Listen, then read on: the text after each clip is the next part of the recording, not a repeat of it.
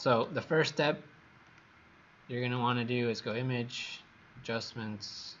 Wow, it's almost loading because my mouse is going all over. And then you can either do Hue and Saturation or you just desaturate it here.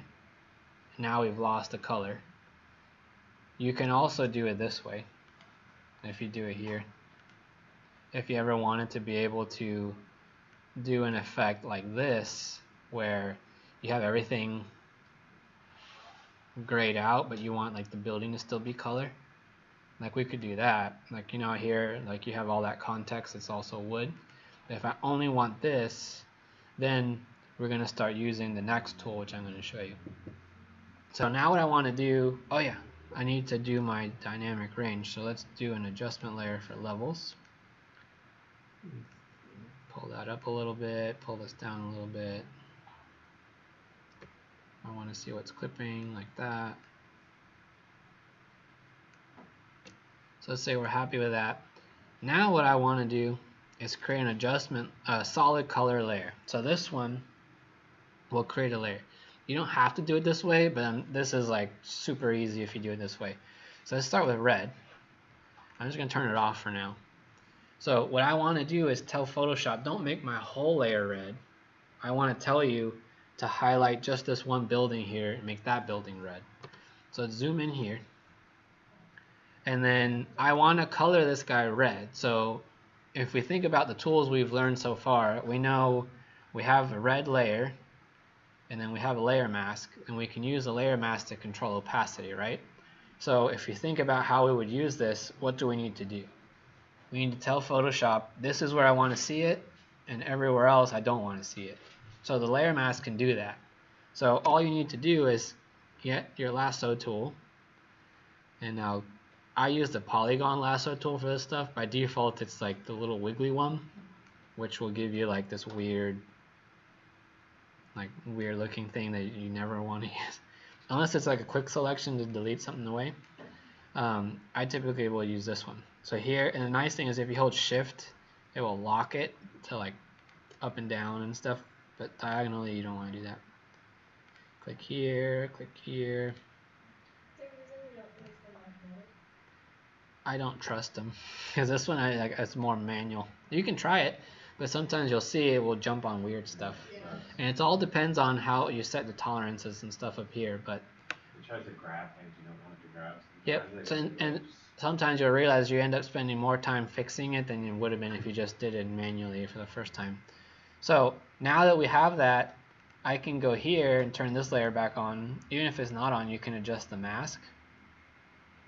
And you can either fill it with black and invert it, or there's a cool trick where if you don't have a mask, but you have a layer, like a selection active, when you click mask, Photoshop will just assume that that's what you wanted to mask it to.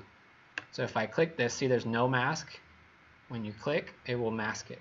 So that's something to be aware of, because sometimes people tell me like, oh, I clicked mask and my image disappeared. And it's because they had like the world's tiniest selection by accident, and then they hit mask and it thought it wanted to go to that, so it hid the whole layer. So if that happens, just check your mask and make sure it's right. So now if we go and zoom out, we have a red square and it's completely erased all information about our little building. It's just a red square that's like the same profile. So by contrast, if we invert the mask, if I just say Control I, we just have our little box floating in like red vastness. I don't know what it is. So we can start to do this. Let's say I don't want it to be so weird. I want it to like just take my image and color the building red, or that piece of the model. You could do it this way and start lowering. So I'm definitely clicking. Okay. You could do it this way, and that's one way to do it. But notice it's no longer really like pink. It's like kind of pink now. And it's always going to start turning kind of gray because we're losing the dynamic range. You have a question? How did you get so when you did that, the details started coming in even though you made it, you know what I mean? Like instead of being a solid red.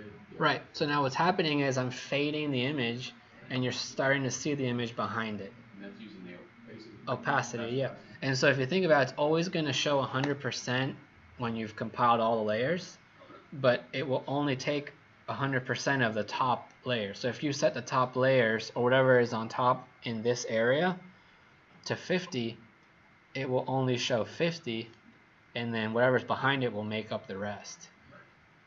That's only true if you have all your blend modes set to normal. So if it wasn't complicated enough, this will take it to like the next level when you start playing with these. So have you guys ever used these before? A little bit? I made some No? accidental like things Yeah. happen through Well, it. you're You know like what I that mean? layer. Like, wow, I You're like missed it, but that that's layer's awesome. broken. There's like Yeah. you just leave that one to the side. So the blend mode will totally change how Photoshop treats the information on that layer. So on the back end, all that Photoshop is doing, there's a different math equation to how it calculates each of these. So the ones that are really simple is like multiply. So if you remember when I said when you zoom in really close, what happens? You have, okay, so for some reason it does not want to listen to me today. We have little pixels, right? Because it's a raster based. So when you zoom in, you see that's what's called rasterization, when you see all the little pixels. So it has a number associated with each color. On the far end, you have solid black, and then the opposite side is solid white. Solid white has the color value of number 1. And that's important for these equations. On the flip side, black, I think there's only 255 colors or 256, something like that. Black is the 255. So if we use the multiply equation and you take a number 1, which would be a white pixel, and you multiply it by any other color, you'll always get the other color if you think about it. Because if you think back to math class, number 1 times 10 is always going to be 10, right? And number 1 times 20 is 20. So number 1 times any number will just go away. So that if you ever have an image that has like white background or something like that, if you can get away with setting it to multiply, that just gets rid of the background with no change on the layer. It's just how Photoshop is treating it. So right now, if I do that to this, it won't go away, even if it's set to 100. So see there, normal. When I go down to multiply, it starts multiplying the values of the color behind it. So wherever we had like solid black, it will become solid black, and wherever we had like a lighter color, it's going to be closer to the red because it's less changed. Does that make sense? On the flip side, if you look, these are grouped. So see, some of these go crazy as I'm moving through them. See, as you move through them, it changes.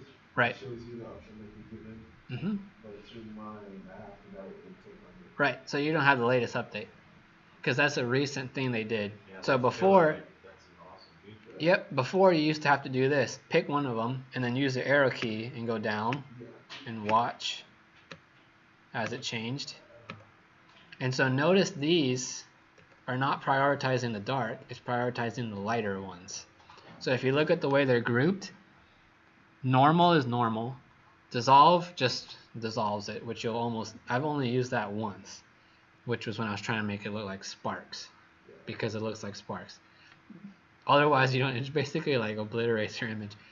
Darken, the ones that start with darken, all these will look at the darker parts of the image and prioritize those. So they're going to make the image darker.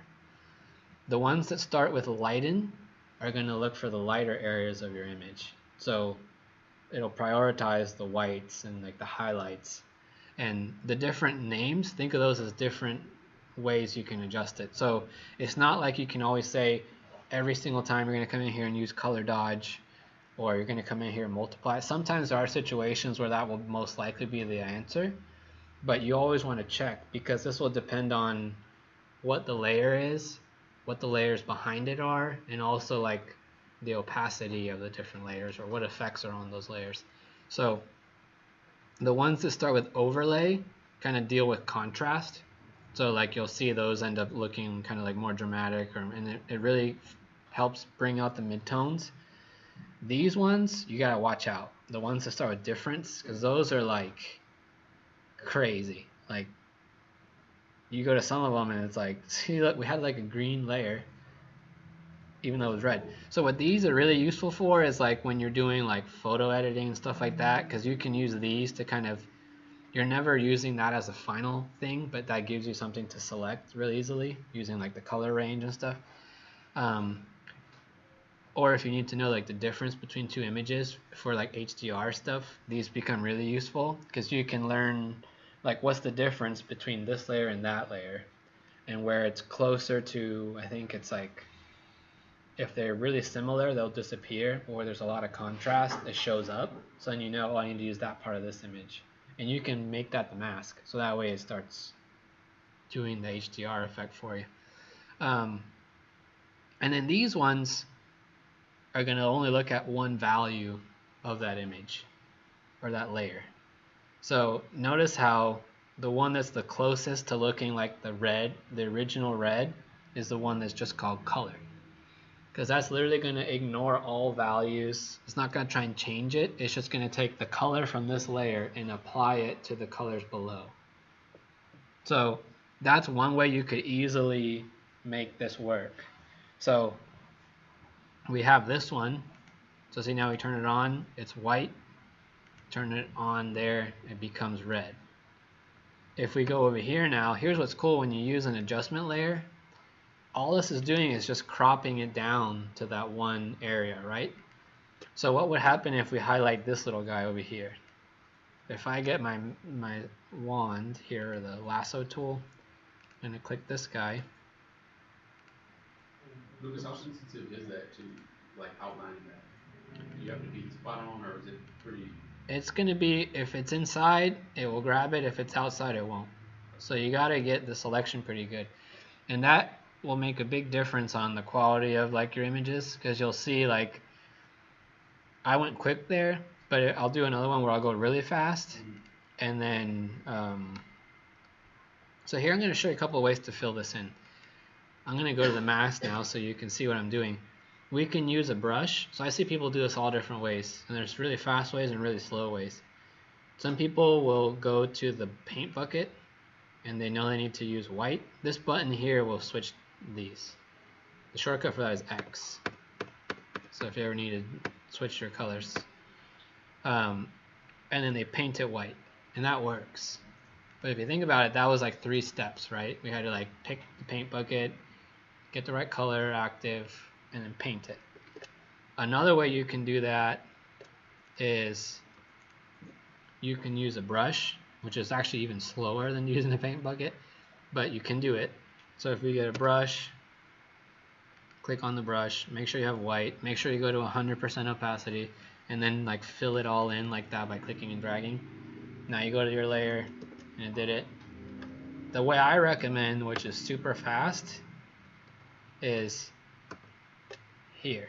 You have your selection, click your layer mask, and now if you look at the colors, you're always going to have a foreground color and a background color. That's just the way Photoshop works. It always gives you 2 colors active. If you look at the right side of your keyboard, you'll see there's Alt and Control to the right of the space bar. That's the correct order if you want to look at the foreground and background. Because if you look at the left side, they're reversed. So I always look at the right side. So if you hold Alt and hit Delete, it will fill with the foreground color. And if you hit Control and hit Delete, it fills with the background color. So why that makes that super fast is I can make a selection, hold Alt, hit Delete, and I fill it in with red. I can grab these guys, Alt and Delete. I can grab here, Alt and Delete. And let's say I don't want that red anymore. I want it to be hidden. I can just grab here, and I can hit Control and Delete. Or you can just hit the X key and just keep hitting Delete. Because if you just hit Delete with a selection, it fills it with the background color. Or you hit X and do it that way. So any of these ways is like super like easy to keep going in and out. And so you can also go through here once you've made a selection and then like edit it down. So see here, Quincy, I went kind of big, so it's gonna just look like whatever. Right. So then I can come back in here and say here. Now that I have that, I can get rid of that. So that's the cool thing with a mask. It's always going to be active. And let's say we realize that red is Professor Bender's least favorite color because it makes him angry. I don't know. And then you need to change it. And so, or you realize this is like this project is for UF, so it needs to be orange, not red, because red is like Georgia. So we got to make it orange. Since I use an adjustment layer, that's all I have to do. Isn't that cool? I just slide it to another color. And let's say, here's another trick on what would you guys do. Let's say now I want another color to highlight other stuff. How would you do it? Can you do the inverse of what you layer mount? Like, can you invert everything but what you have there to focus on everything else? You could, but now I want a totally different color, not orange. Okay. Yeah, another layer. So that would be the first step. You're all right because you're all saying the right things, but the first step is make a new layer. So here's where, if my advice is always, if you know in advance you're going to have like multiples of anything, like here we're going to have different colors, or maybe you're going to have like multiple chapters in the portfolio, my recommendation is totally finish it once and then copy it and adjust it a little bit, rather than making one halfway, making the next one halfway, making the third one halfway, and then finishing the first one, finishing the second one. Because watch, if I wanted to make this from scratch now, I would have to make a new solid color layer. There's 3 steps. Let's say I want like some sort of like bluish kind of teal or something like that. Maybe more blue. Now I need to invert the mask, right, to hide it. Now I need to make my selection of what I want. Let's say I want the ground here, or this guy.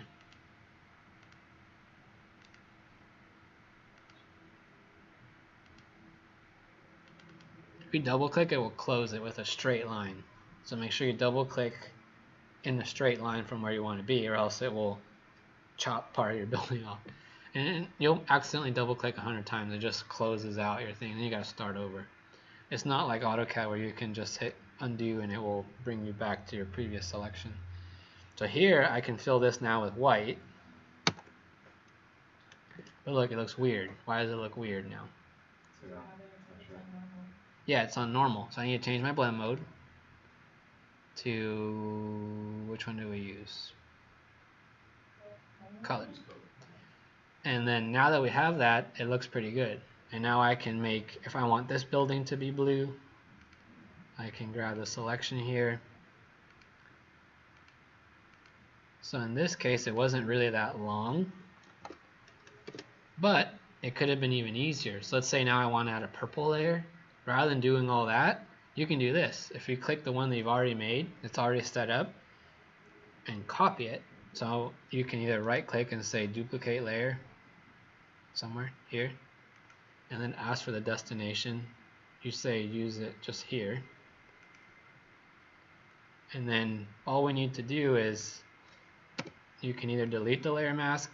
Oh yeah, I'll show you that trick. So you can delete the mask and make a new one, but that makes a white layer mask, right? There's a shortcut. If you know you're gonna, instead of making the mask as white and inverting it, you can, from this click here, when I know I'm making a new mask, if you hold Alt will usually do the opposite of what the normal click does. So that's another way to think about it. So if you Alt and click on the mask to create it, it creates by default a black layer mask. So that just helps you save a little bit of time. And then now we can make whatever selection we want. Let's say like that. Fill that. And then now we just change the color, because all the other settings are already in there. I picked a bad spot to kind of see where that is, but oops, I'm on the layer. You gotta make sure you're on the mask. So see, now we've got, you have a question? Yeah. Is there a way to do two tones, like 2 colors, in a layer? Yeah. I mean, you can have any number of colors you want, because you could, let's say we wanted to color this not using a solid color, but let's say if for whatever reason you wanted some sort of texture, which is what we do once we're doing renderings. So let's say we wanted these to look like oil slick finish. So you could have it be something like this. I just want like a texture.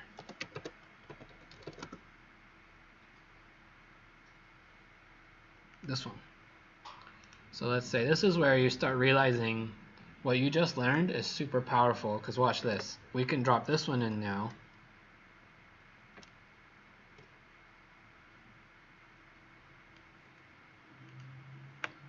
And we set the blend mode to color. That doesn't work on this one, but we can multiply it. You can do a lot of different stuff to it. And then, I guess really that's the part I wanted, not the other part. You could have used a lasso and made one of the properties that color, right? Yeah, that's what we're doing. So right now I'm just trying to place it so that I get this color effect. You can use any color you want. And then if I do this, let's turn all these off, and then let's move that guy there. So see, now it will mask it off to be those. So can you combine like the purple and the blue in the same layer and then do like a gradient effect or something? Yep, so that one would be this. So if you want to do that, you can do, instead of solid color, you do gradient.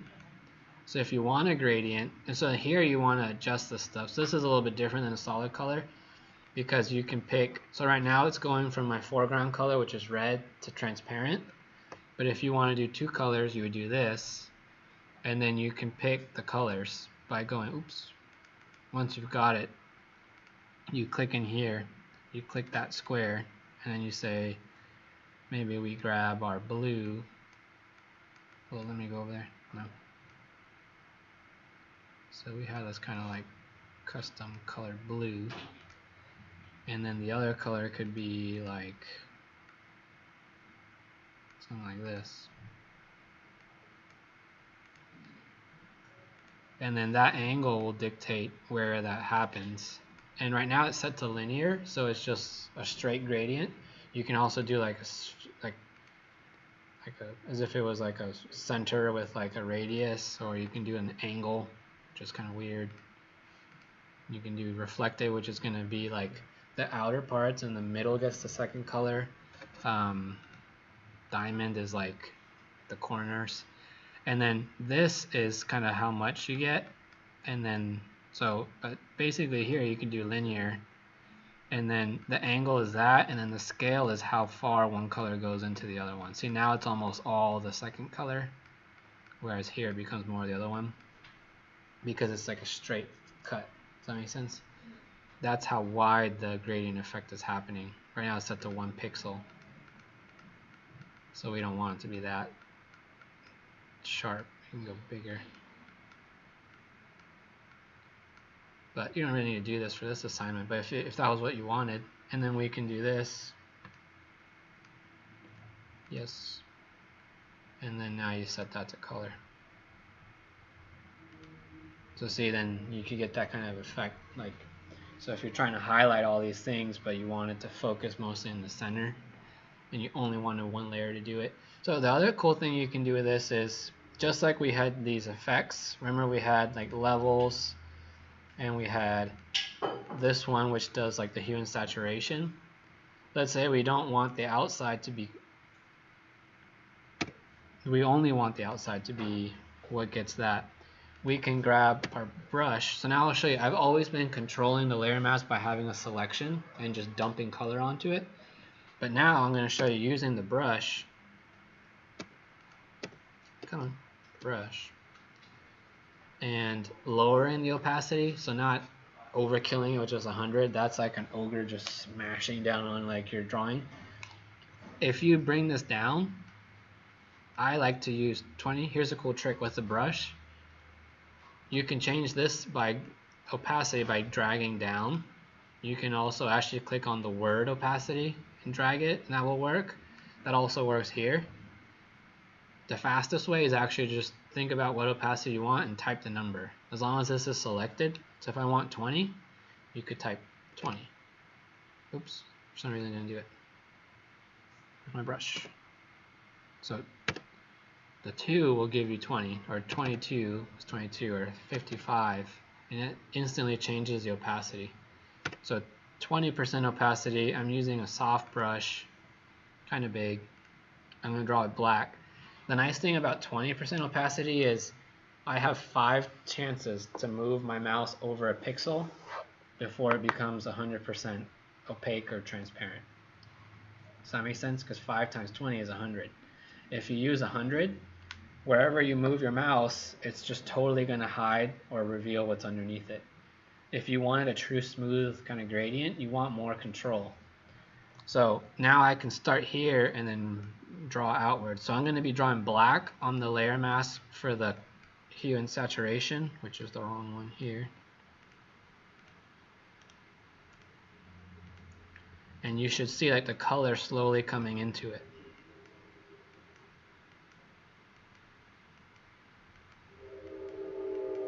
So seeing, go ahead. Why did you choose black? Because it put it back to its normal? Yeah, black is going to hide. That's all I drew. It's just this little like smudge. But what's happening now is in that little area, the opacity of this image is reduced. And this layer, sorry. And this layer is the adjustment that's making it black and white. So we can control where it becomes, just like we're able to control the opacity using the layer mask, you can apply that to effects and get this nice smooth kind of gradient. And then if, let's say, it's kind of hard to read where the edge of these colors are, if I wanted to add like a little border so that it helps them pop, you can also add what are called effects to those layers. So you don't have to do all of these at once, but they're useful because once you've applied it to the layer, you just keep grabbing the selection and just revealing the layer mask, and it just keeps like applying it around. So if I go to the effects panel down here to the left of the layer mask, you can do like stroke will give it an outline. So right now it's doing like a black one and it's super heavy. So the first setting, you bring this down to like a thinner line. So maybe something like that. And unless you really want to use like a solid black, like I recommend either toning down the opacity a little bit or using like a 70% gray or something like this, because these tend to not be as intense. And it still works, but it's not like overkill, where you'll notice sometimes you look at a drawing and the first thing you see is not something you want people to look at. It's just like your name was written in like bold and black, and then like you have this nice image, but everyone's looking at like the title of the image and like, what? That's not what I want people to look at. I want people to look here. So we've got that there now. And then let's get rid of this layer. So we've got this effect. Let's get a new one now. Maybe we highlight some of these. So here I'm using the scroll zoom. So we can get this one looks nice and clean.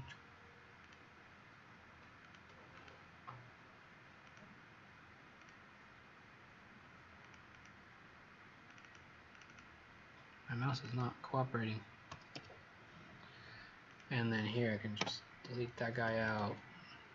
Oops, I haven't saved yet, so that's a good time to save. So desktop, let's make a new layer, a new folder. I can't tell how many times I've forgotten to save in class and then it crashes. And I'm like, oh, we just lost 2 hours worth of work.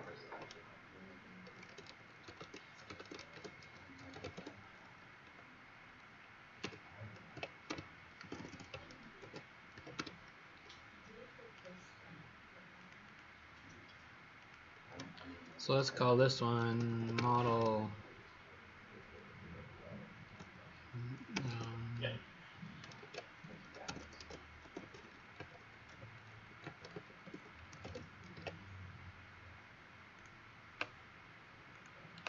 So here I'm going to show you something that will help in your workflow a lot. That gradient actually looks pretty good. So that's your graphic design skills coming in. So all that stuff is useful. So you never really like, it's not like bringing in something from another field is not going to help you here. So whatever it is that you know, like if you're like, man, you would never be able to build that because this corner is just on its own. It's just going to tip right over. and that's useful information to know, or how to make something look good. And so now that we have this, let's say, which guy was this? Got some of the same dudes. Oh, that's like nothing. And then, whoa. Sometimes like my mouse is fine. Sometimes there's like something on the table, and it goes nuts. Yeah. And it only does it on this table. I think it's something with this like fabric effect that it has. Yeah. So let's say here. Oh yeah, that works because I don't have any of those in this one. So I'm gonna label my layers. I'm trying to double click on this. There you go. So this is orange highlight. And you'll see why.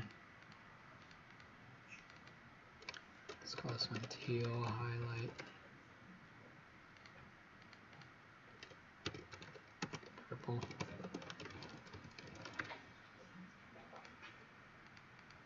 That one's called gradient, so I won't forget that one. Rename this one model image. Is there like a more complicated way to bring those colors forward? Like you can take the layer and put it at the bottom and then Bring what colors forward? It's okay. Now, if you have a question, it's good to ask. Like, are you talking about the individual layers? Yeah, I just remember like with facing background. Mm-hmm. When you do the layer mask, for some reason it like told me to bring it down to the image and then like saturate it so you can see the real image. Yeah, there's like a ton of ways to do it. Yeah. But for this, all we're doing is just making a little selection and just. When you don't have anything behind it, you need to do something about that. So like if we had another image here. So if you duplicate. Right, because here there's, let's say here, if there was no image, it's just one, and you try and like delete this out, like it's gonna see nothing back there, right? So sometimes if you're trying to do stuff and you're trying to like, especially if you like a selection and you're trying to like fill it using any of these, like it will ask what do you want to fill it with. And like you can try background or something like that, or just a color. There's tons of ways that you can do that. But for now, like if that's the only way you know, like you can do that. But this way is super straightforward. It is a lot easier. This is fantastic. I never really got into. I've been doing it such a way, Sure. so super hard way. But this is. But so can you explain like so I understand the layer mask concept I think. But so you have your original image, right? And you create the layer mask. Yep. Then you created your next. Those are your level adjustments, and then up there, when you start selecting out your individual pieces, right? That black layer, that first layer, what's this that? one? No, down at the bottom, wasn't that the first one? This levels, the orange one. So this one. Yeah. So right now that one's highlighting those buildings. Okay, so yeah, back to the beginning, like you created a layer mask. So I'm confused on what the layer. You see the layer above model image that you're using? That was like this one. Yeah. This is the black and white. Okay. So if you look, this is a hue and saturation, and all it's set to is just to nuke out all the saturation. Okay. And then it has a mask on it. Without that, it looks like that. So then when you draw stuff, I always think about where do you want people to look. So if you want, because you're telling a story basically with a drawing. So we went from, so look at this. So what does this image tell you versus the original, which is this? Right? So here, like if I was trying to communicate about these center buildings and how they relate, maybe there's some sort of relationship between the fence and then that building there. This image isn't really helping. I mean, it's showing you something, but it's not working with your story now. Okay. And so as soon as I started highlighting elements, and then what you want to think about is where do you want people to look? And there's a few ways, we'll get into this more as we start doing it, but you can basically use definition, like contrast, like where colors are bright, where they're not, and then like intensity, like that's all things people will want to look at. And you're basically trying to guide your eye to where you want people to look. And stuff that's on the outside is just there for context or there for just a little bit of information. Like here we can even make this more drastic by lightening it a little bit, because I'm hiding it where I want people to look, so that this layer has no effect right now where it's being masked off. If I turn off the mask, that's what you're getting. See? But by bringing it back here using the mask, I'm able to get a little bit more out of it than I was before. Understood. Okay, that's cool. I guess it was more that selection layer where you started selecting there. So this one's nicer quality because it's bigger. I can take all of these just like that and use my move tool and just drop them onto this one. Oops, I would probably be helpful if I pasted it so you see what's happening. So I'm going to just take all these guys. Since I made them as adjustment layers, I can immediately just match this one. So you would have to redo your masks and see how much bigger this one is. It won't matter since we're doing the layer mask. What you might have to redo is this one. So here I can see I want to bring that one up. It's around there. Man, that was really unsaturated for some reason. Probably because this guy's messing it up. Yeah, there you go.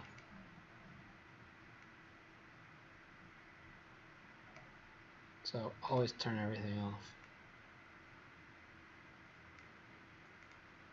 And now you can turn this one on, mask it.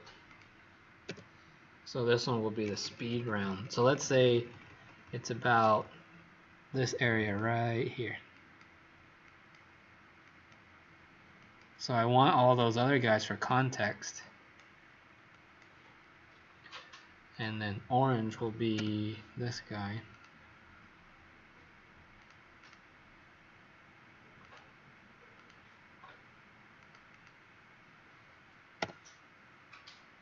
Oops, I turned them off. And then maybe one of these.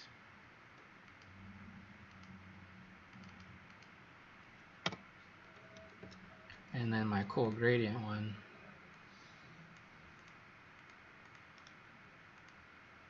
Will have, see, I have to adjust my gradient. Just because this image is so much bigger. If you take pictures with the same camera, you won't have this problem because they'll all be the same size. There you go. See, now we actually have a gradient. Oh, we had one. Where'd it go?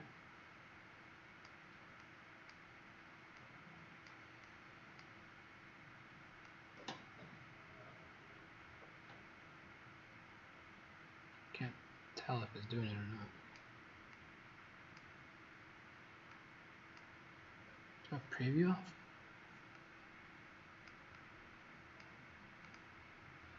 Well, it's definitely purple, that's definitely blue. So then we can grab this.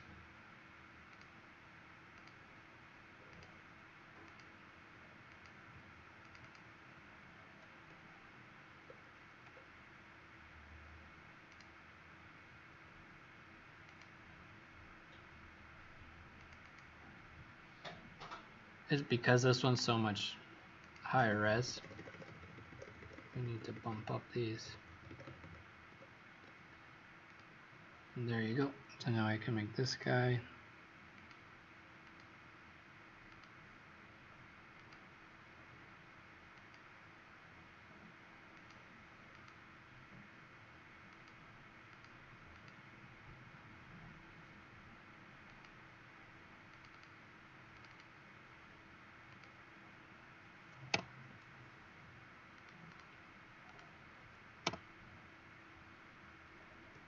What did you hit right there to like lock that? To fill it out, I have white as my background color and I just hit the delete key. When you have a selection, if you just hit delete, it fills it with the background color. Okay, instead of going up the... Right, and then if you reverse it, so see here I have black, if I hit X, now black is on the back, I can just get rid of it. So that's the key with the layer mask. With the selection, delete, and you just swap it. And then you can always modify this to get it like just the way you like or whatever. But see, like I don't have to redo all those settings because it's still going to remember them because I brought all these layers right over. And since I'm desaturating them, they're going to have like a similar feel. This one looks a little bit lighter than the other one. So we can...